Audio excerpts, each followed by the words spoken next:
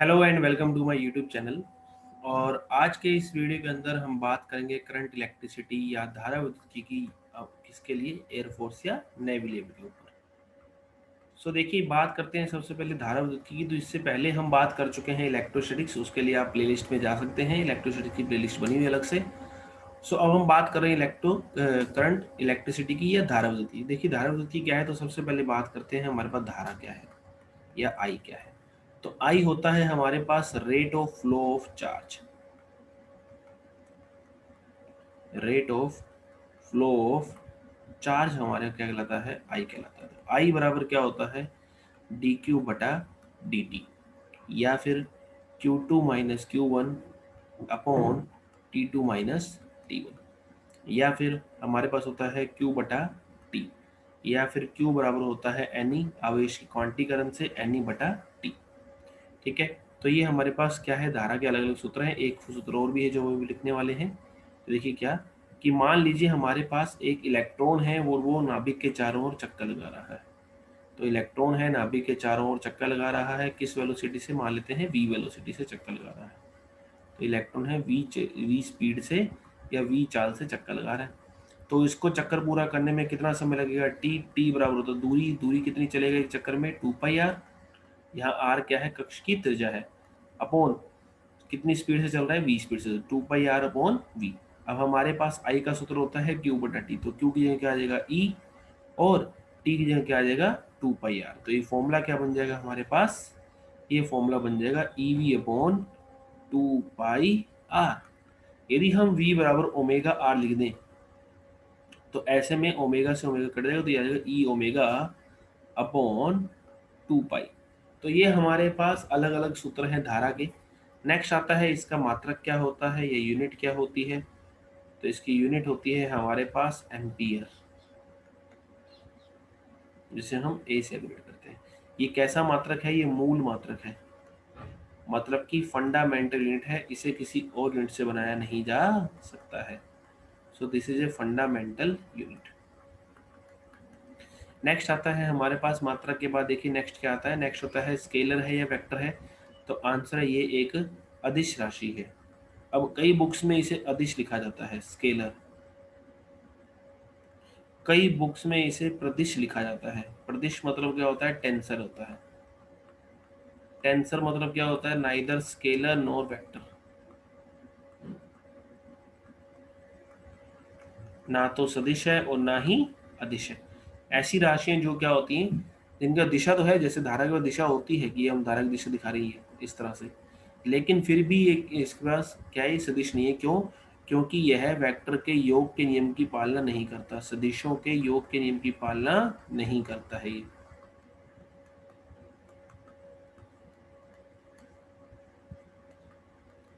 सदिशों के योग के नियम की पालना नहीं करता है।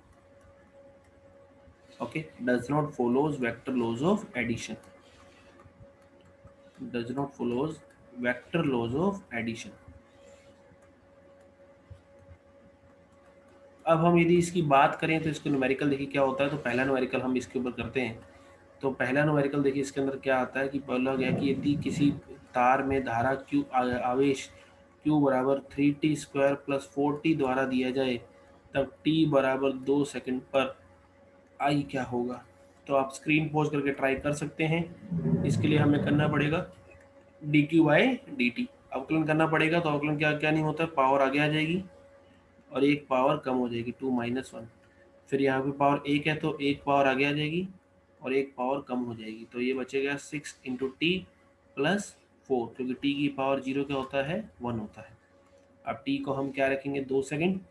जैसे ही हम t को 2 सेकंड रखेंगे तो डी क्यू बटा डी टी क्या आ जाएगा, 6 × 2 + 4, तो यह आ जाएगा 16 एम्पियर, 16 एम्पियर।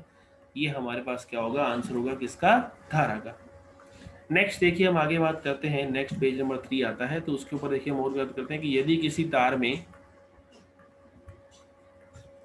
यदि किसी वायर में या तार में 4 सेकंड में 2 एम्पियर करंट फ्लो हुआ हो,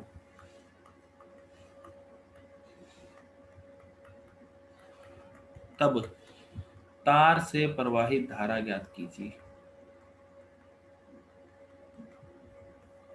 तब तार से प्रवाहित धारा ज्ञात करो। देन फाइंड द, सॉरी धारा नहीं, तार से प्रवाहित इलेक्ट्रॉनों की संख्या ज्ञात कीजिए। सो तार से प्रवाहित इलेक्ट्रॉन की संख्या ज्ञात कीजिए।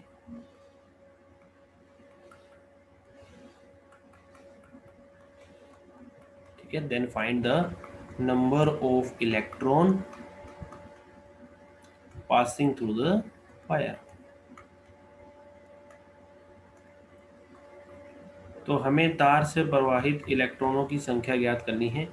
सो देखिए कैसे होगा, इसके लिए हम ट्राई करते हैं। तो आइए, हमें क्या पता है कि I बराबर क्या होता है Q बटा T, और Q बराबर क्या होता है NE अपॉन T।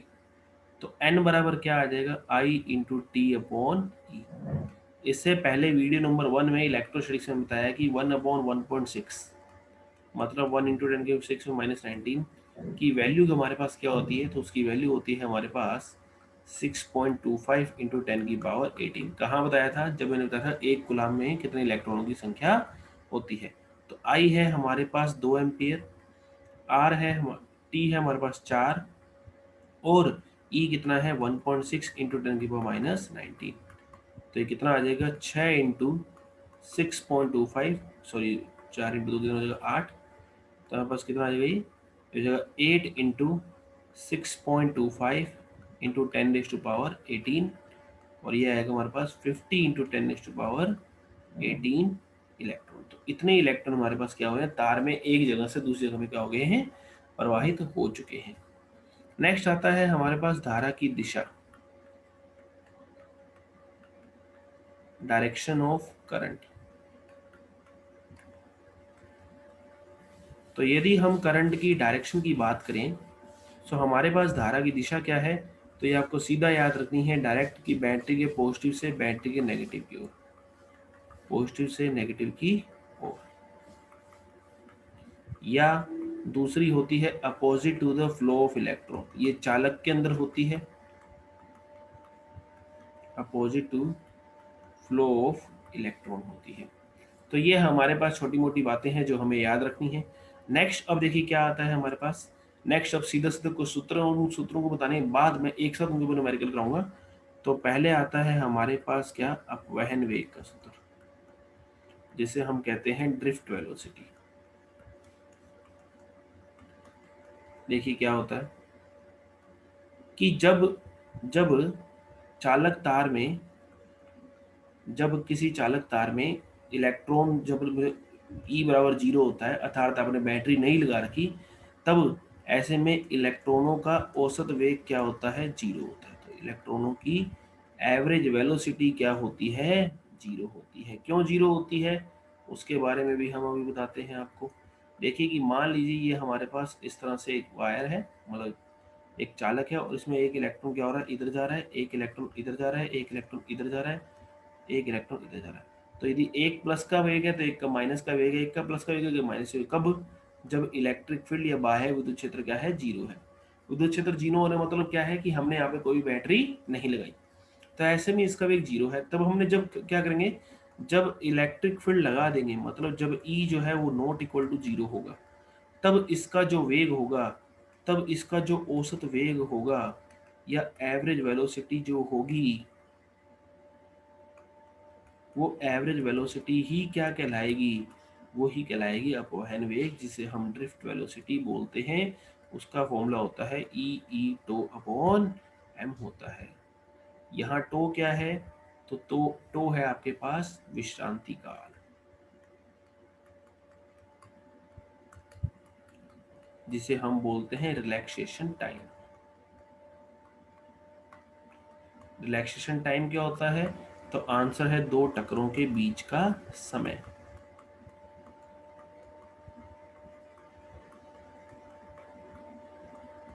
ठीक है, time between two consecutive collisions. ई यहाँ पर क्या है, इलेक्ट्रिक फील्ड है। तो वी डी का जो फॉर्मूला बनता है वो बनता है ई टो अपॉन एम, या फिर e v tau upon m l बनता है। ये हमारे पास पहला फॉर्मूला है। यहाँ हमारे पास बात की जाए कि दीदी ई क्या है, तो हमारे पास देखिए ई जो है यहाँ पर, ई यहाँ पर क्या है, ई है हमारे पास यहाँ पर इलेक्ट्रिक फील्ड, जिसे हम विद्युत क्षेत्र कहते हैं। नेक्स्ट हमारे पास टो यहाँ क्या है, तो टो है हमारे पास रिलैक्सेशन टाइम, जिसे हम क्या कहते हैं जी, इसे हम विश्रांति काल कहते हैं। फिर हमारे पास यहाँ पर m क्या है, तो m है हमारे पास मास ऑफ इलेक्ट्रॉन, इलेक्ट्रॉन का द्रव्यमान है।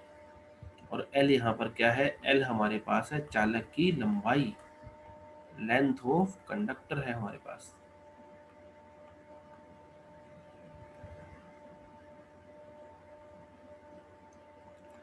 फिर इसके बाद एक छोटा सी बात आती है कि यदि हम टेम्परेचर को बढ़ा दें तो ऐसे में क्या होगा। देखिए मैंने क्या बोला था कि इलेक्ट्रॉन जो है विद्युत क्षेत्र की उपस्थिति में आपस में टक्कर करते रहते हैं। जैसे ही हम टेम्परेचर बढ़ाएंगे तो टक्कर ज़्यादा तेज करने लग जाएंगे। जैसे ही टक्कर ज़्यादा तेज करेंगे, जैसे ही टक्कर ज़्यादा तेज करेंगे तो क्या होगा, टक्कर तेज होने से जो n है, मतलब नंबर ऑफ कोलिजन पर सेकंड है, तो प्रति सेकंड होने वाली टक्कर की संख्या है, नंबर ऑफ कोलिजन पर सेकंड, ये क्या हो जाएंगी, बढ़ जाएंगी, जिससे इन टक्करों के बीच का समय क्या होगा, घट जाएगा। और ऐसा घटने पर जो है हमारे पास vd अर्थात अपवहन वेग, ये भी क्या हो जाएगा, हमारे पास कम हो जाएगा। तो यदि टेम्परेचर बढ़ा दिया जाए तो ऐसे में क्या होगा, ऐसे में हमारे पास नंबर ऑफ कोलिजन पर सेकंड क्या हो जाएंगे, कम हो जाएंगे, और उससे होने से जो हमारे पास vd अपवहन वेग है वो क्या हो जाएगा, कम हो जाएगा। ये है हमारा आज का पेज नंबर 5। नेक्स्ट इसके बाद देखिए क्या आता है, और आगे हम बात करें तो धारा व अपवहन वेग में संबंध आता है।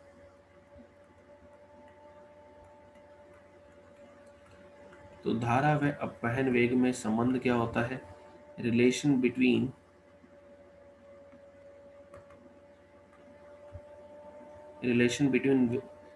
Current and velocity.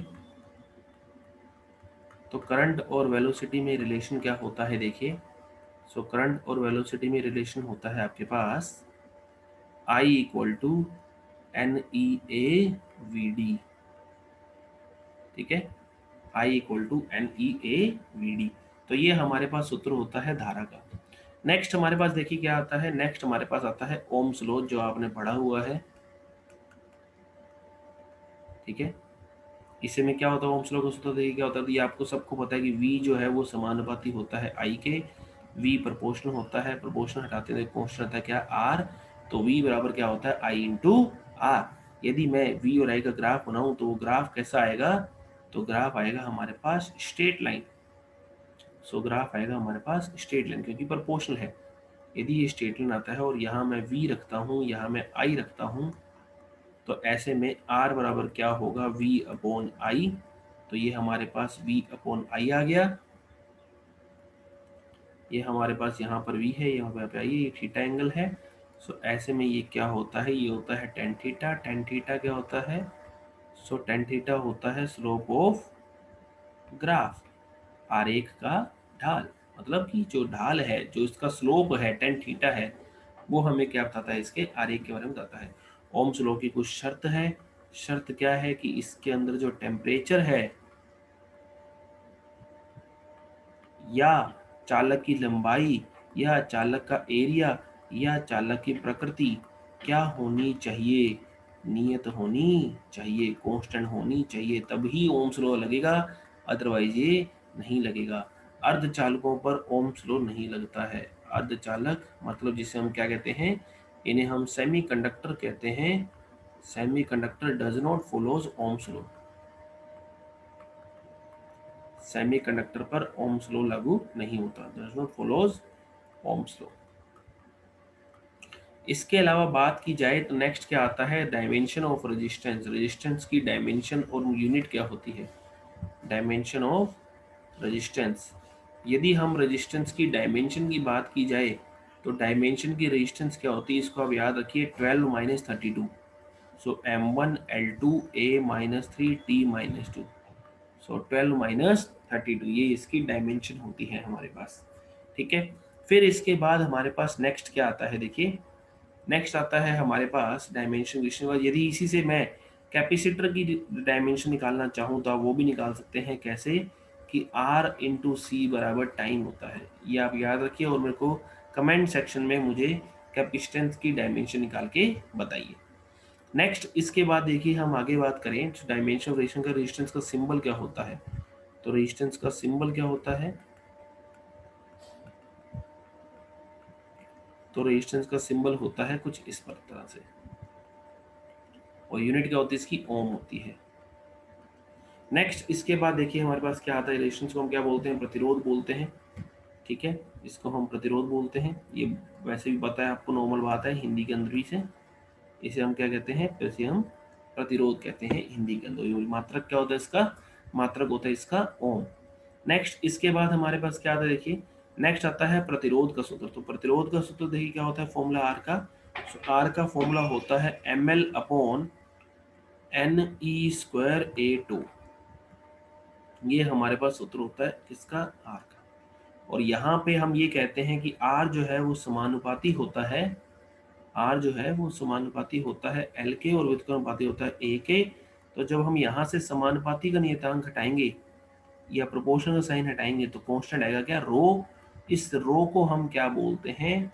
रो को हम बोलते हैं रेजिस्टिविटी,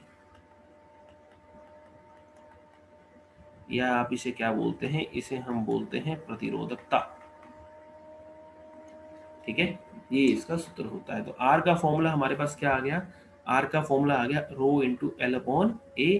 तो अब आपसे पूछा जाए कि रेजिस्टेंस किस किस चीजों पर डिपेंड करता है। सो रेजिस्टेंस ऑफ ए वायर,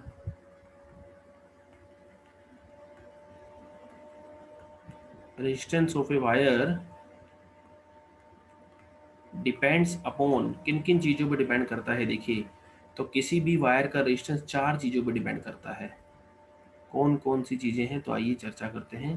पहली आती है लेंथ ऑफ कंडक्टर, कंडक्टर की लंबाई पर, चालक की लंबाई पर।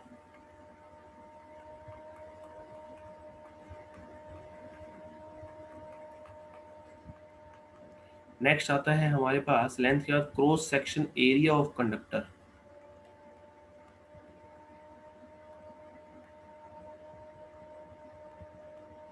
जिसे हम कहते हैं चालक के अनुप्रस्थ काट क्षेत्रफल पर।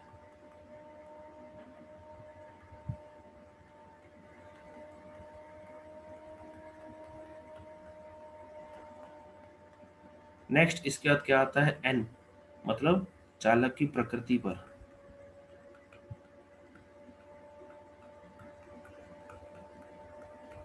Okay, nature of conductor.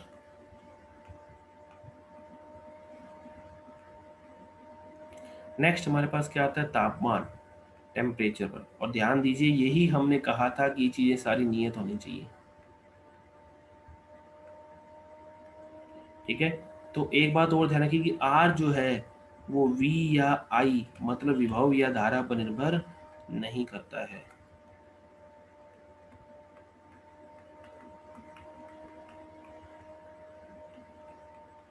ठीक है, किसी भी तार का प्रतिरोध जो है वो धारा पर निर्भर या विभव पर निर्भर नहीं करता है। ऐसा कभी नहीं होगा कि विभव को डबल कर दे तो धारा भी मतलब आर भी डबल हो जाएगा, ऐसा बिल्कुल होने वाला नहीं है। ये है हमारा आज का पेज नंबर 8। चलिए, तो ये है हमारे पास आर के फॉर्मूले।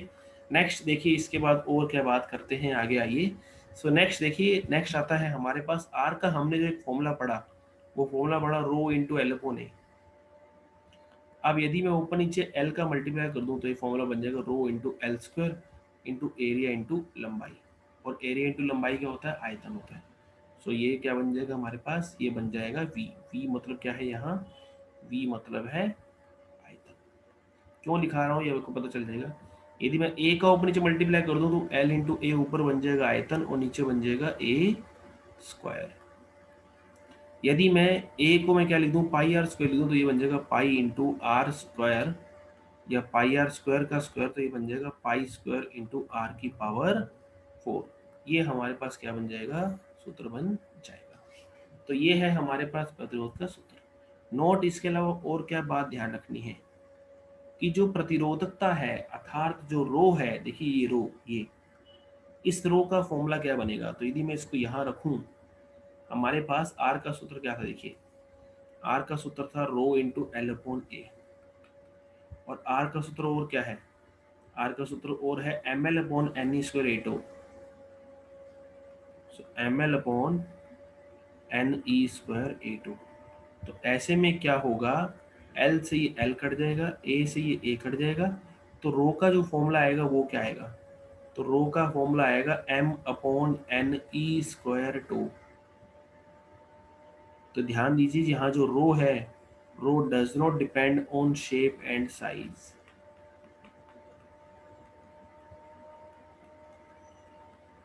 Shape and size of conductor. Rho जो है, प्रतिरोधकता जो है वो चालक की लंबाई पर निर्भर नहीं करती है। प्रतिरोधकता चालक की लंबाई या क्षेत्रफल पर निर्भर नहीं करती है। तो ये आप बात ध्यान रखिए, किसके लिए, हमारे पास रो के लिए। सो प्रतिरोधकता जो है वो चालक की लंबाई या क्षेत्रफल पर निर्भर नहीं करती। किस पर निर्भर करती है, सिर्फ चालक की प्रकृति पर निर्भर करती है। नेक्स्ट अब देखिए हमारे पास क्या आता है, प्रतिरोध का जो उल्टा होता है वो होता है जी। जी मतलब क्या होता है, चालकता। इसे हम क्या कहते हैं, इसे हम कहते हैं कंडक्टेंस। और इसके अलावा जो रो है, जिसे प्रतिरोधकता बोला था, इसे हम विशिष्ट प्रतिरोध भी कहते हैं।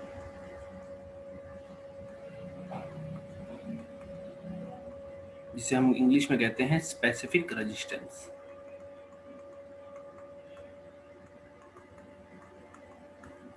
नेक्स्ट देखिए हमारे पास क्या आता है, नेक्स्ट आता है सिग्मा का उल्टा, मतलब प्रतिरोधकता का उल्टा, जिसे हम सिग्मा कहते हैं, इसे हम बोलते हैं चालकता। इंग्लिश में हम इसे कहते हैं कंडक्टिविटी। नेक्स्ट यदि हम आगे बात करें तो देखिए नेक्स्ट हमारे पास क्या आता है, अब ये आता है रो हो गया हमारे पास। नेक्स्ट आता है क्वेश्चन हमारे पास कि यदि हम किसी चालक की लंबाई को खींचकर डबल कर दें, यदि किसी चालक को खींचकर लंबाई को डबल कर दिया जाए,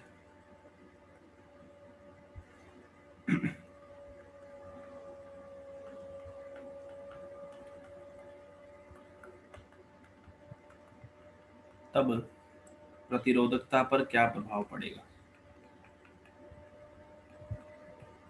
प्रतिरोधकता व प्रतिरोध पर क्या प्रभाव पड़ेगा।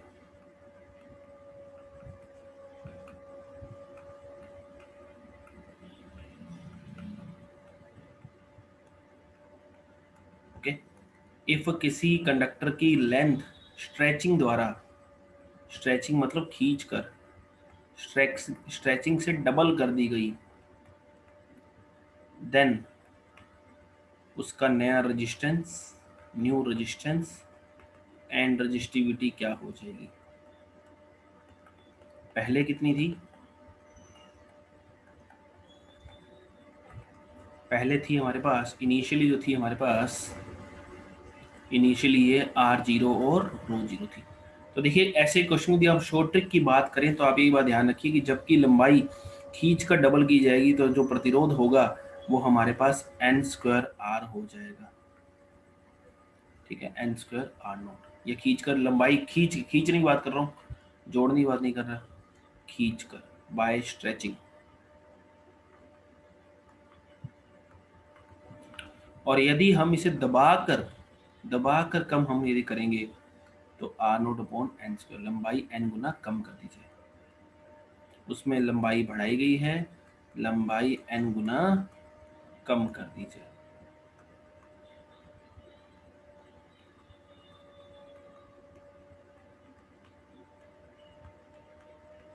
ठीक है, length will decrease by n time.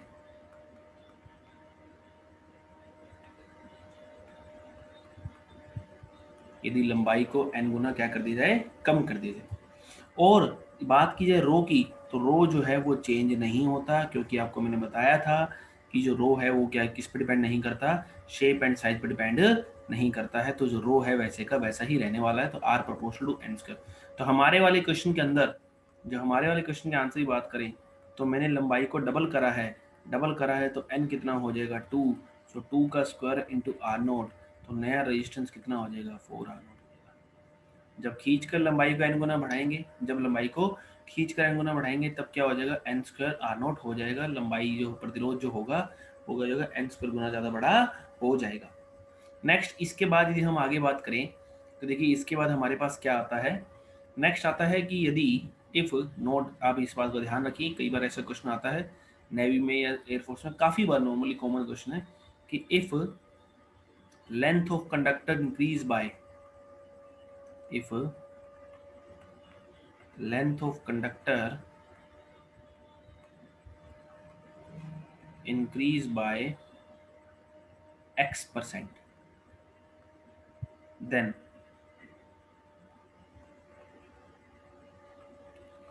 change in resistance will be, change in resistance will be,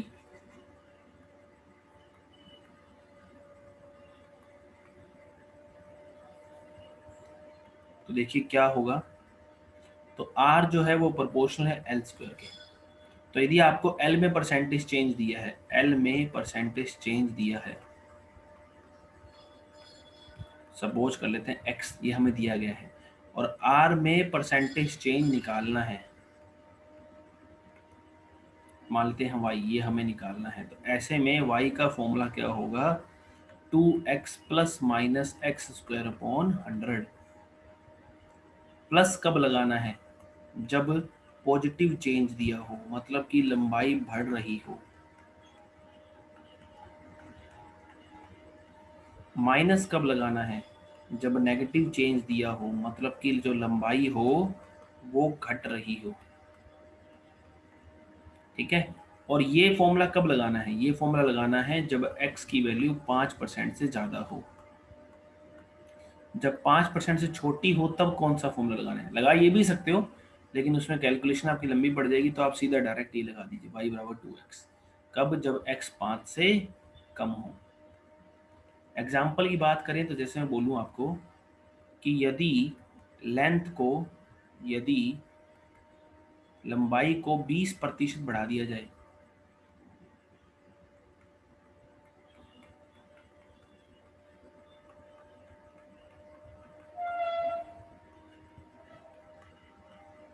कैसे, बाय स्ट्रेचिंग,